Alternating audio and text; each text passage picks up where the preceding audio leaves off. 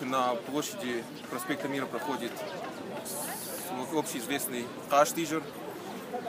Это мероприятие начало проводиться еще в прошлом году, и мы часто принимали в нем участие.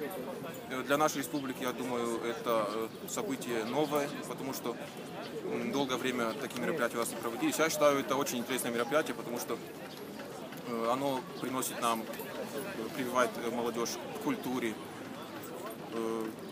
воспитывает нашу молодежь, потому что в прошлом на таких мероприятиях собирались лучшие из лучших, показывали свою прыть, мужество, силу. И на этом мероприятии, это было единственное мероприятие, где можно было выразить симпатию к девушке. Поэтому я считаю, что это мероприятие нужно.